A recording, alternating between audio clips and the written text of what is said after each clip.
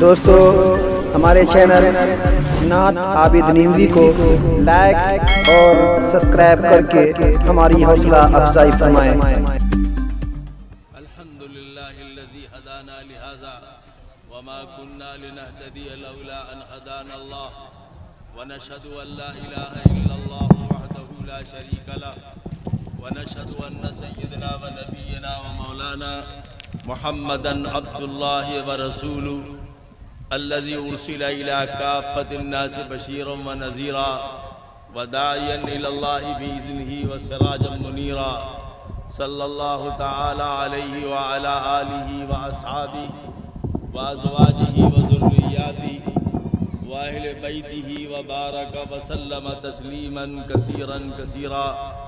अम्मा बाद,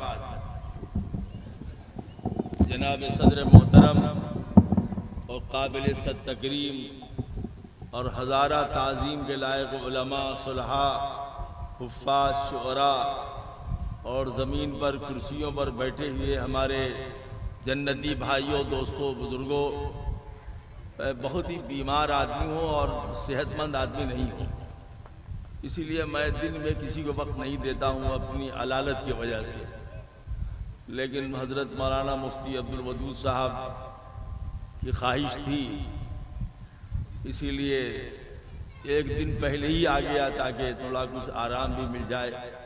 बहुत देर तक बैठने का हमें तहम्मुल भी नहीं है और बहुत मेहनत और मुशक्क़त नहीं कर पाते हैं, उम्र भी हो गई है और तरह तरह के अमराज लगे हुए हैं, इसीलिए उसको थोड़ा दूरी रखो, बस छोड़ दो, हट जाओ। इसलिए थोड़ी सी देर 10-15 मिनट, आधा घंटा आपकी खिदमत में कुछ अर्ज कर, एक सवाल का जवाब देना होगा। अभी किस दिन प्रोग्राम था? 27 को, 26, 27, 28 को हमारा 3 रोजा तरबियती मजलिस थी धनबाद में।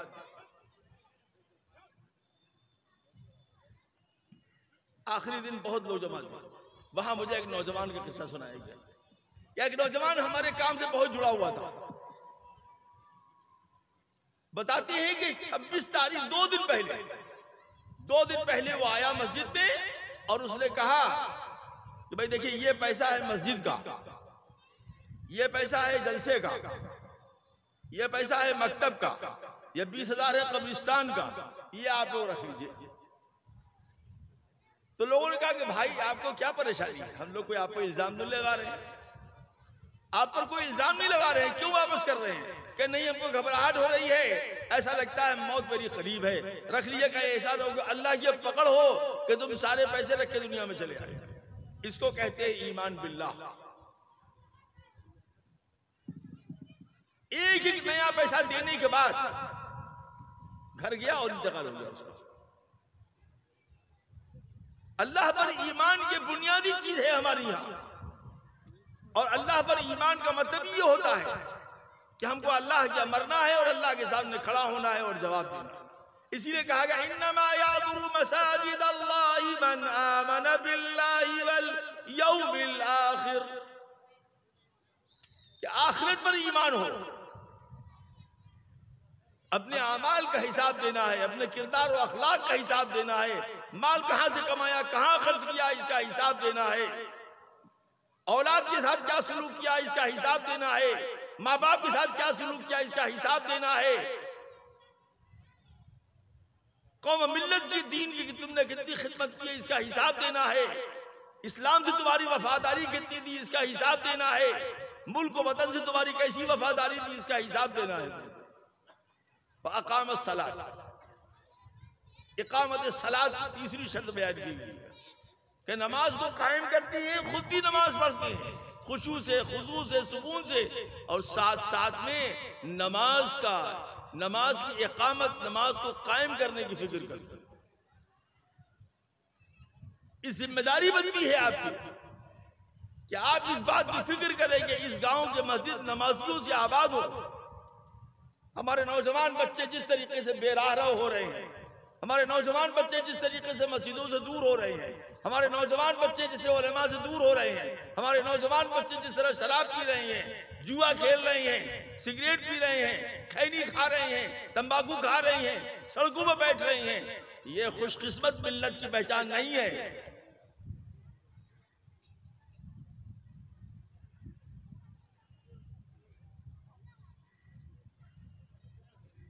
ये आपको सोचना पड़ेगा। जैसे एक जमात आपने बनाया है तो तामीर मस्जिद में हिस्सा लिया, जमात बनाएं जो नौजवानों को घरों से खींचकर मस्जिद में ले आए, जो उनको मस्जिद से जोड़े।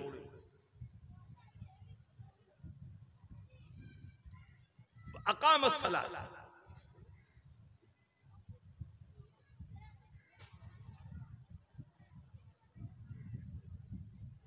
मस्जिद तो बना डाली दम भर में ईमान की हरारत वालों ने, ये दिल पुराना पापी था, बरसों में नमाजी बन न सकता। आज हमारे खवास की औलाद नमाज नहीं पढ़ती।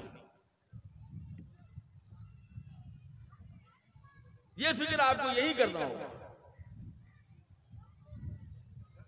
कि हमारी आल औलाद नमाजी बने, पाबंद सोम सलात बने, शरीयत के गुलाम बने, अल्लाह का बंदा बने, नबी का सच्चा उम्मती बने।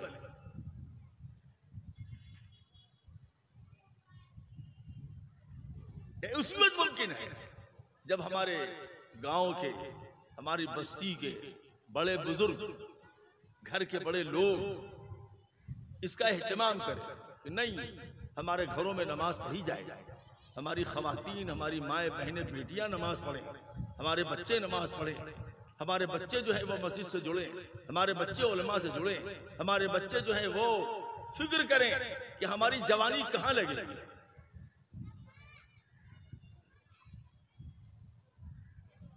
कितना खुशकिस्मत है वो बेटा। मैं तवाफ कर रहा था तो देखा कि एक बूढ़ा बिल्कुल बुजुर्ग आदमी, यानी एकदम इतना बुजुर्ग की ये आंख के भाव जो है वो लटकी हुई थी ऐसे, और एक जवान लड़का, बड़ा खूबसूरत लड़का उसको चला रहा था। जब एक चक्कर पूरा होता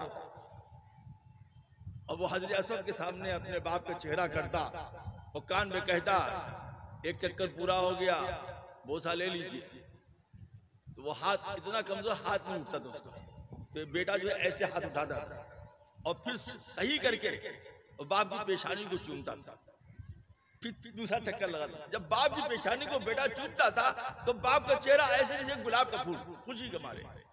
ये जन्नती बेटा, इसको जन्नती बेटा कहते हैं, इसको कहते हैं जन्नती औलाद। आज हमारे नौजवान लड़के माँ बाप की खिदमत नहीं करना चाहते। तुम दुनिया में जन्नती बनना चाहते हो तो अपने बाप के जूते को अपने सरों पर रखो, अपनी माओ की साड़ियों को धो, अपने माँ बाप का हाथ पैर दबाओ, उनकी दुआएं लो। उनकी दुआओं में वो तासीर है जो तलवार की भी तासीर नहीं है, जो नेज़ों में तासीर है। ईमान तो है, ये तजर्बा भी बताता है।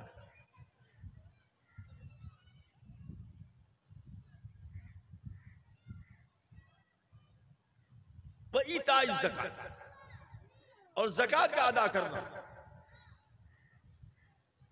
वलम यख्शा इल्लल्लाह, मुसलमान की पहचान बयान की, वो अल्लाह के अलावा किसी से नहीं डरता।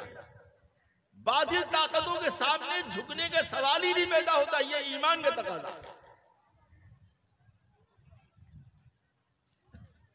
मस्जिदें हमारी आबरू है, मस्जिदें हमारी इज्जत है, मस्जिदें हमारी शान है, मस्जिद हमारा ईमान है, मस्जिदें मरकज़े ईमान व अमल है, मस्जिद हमारी आखिरत है।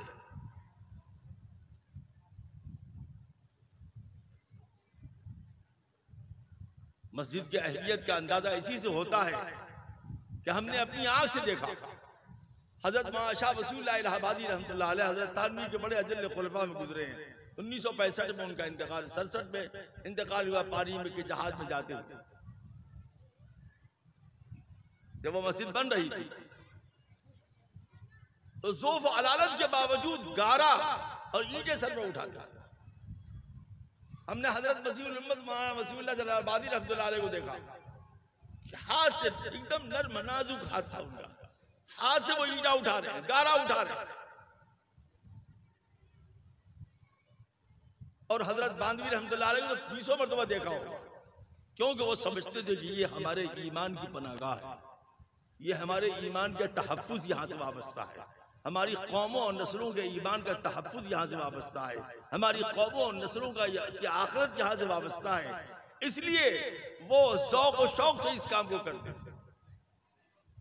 आपने पैसे दिए हैं वो देंगे, लेकिन इस बात का आपको ख्याल करना बहुत जरूरी है कि हम दुनिया से इस हाल में जाएं कि हमारी नस्लें मुसलमान रहें, हमारी नस्लें ईमान पर बाकी रहें, हमारी नस्लें आमाल से जुड़ी रहें, हमारी नस्लें दावत के काम से जुड़ी रहें, हमारी नस्लें मदरसों और मकतबों से जुड़ी रहें, हमारी नस्लें खानकाहों से जुड़ी रहें, हमारी नस्लें